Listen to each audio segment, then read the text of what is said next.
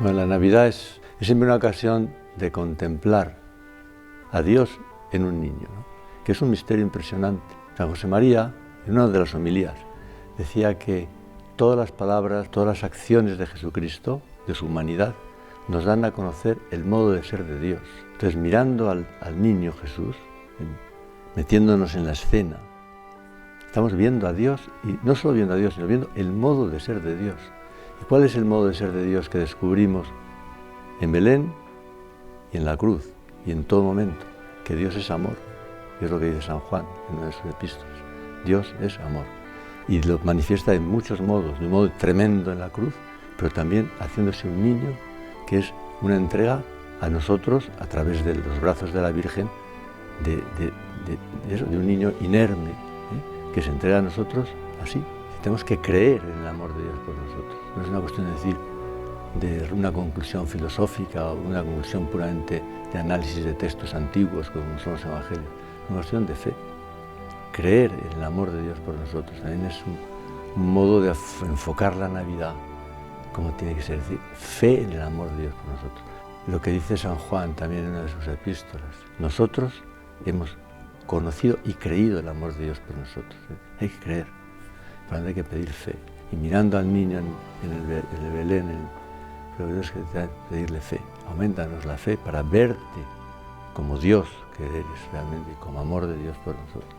¿Y cómo viviría la Virgen? Pues el Señor no ahorró a la Virgen el sufrimiento y también el claroscuro de la fe, que la fe también tiene su lado de no ver, porque la fe es propiamente de lo que no se ve. La Virgen tenía una fe inmensa, proporcionada a su plenitud de gracia, pero a la vez tenía con esa fe un amor inmenso, claro.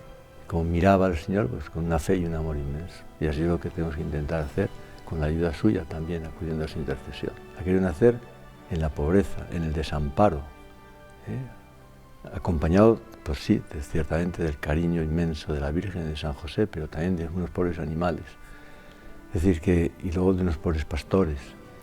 Los tenemos que encontrar también en los más necesitados, y nos habla también la Navidad de pensar en quien está solo, en pensar en quien no tiene medios, con la oración y también en la medida de lo posible con las obras, con la generosidad, con la solidaridad.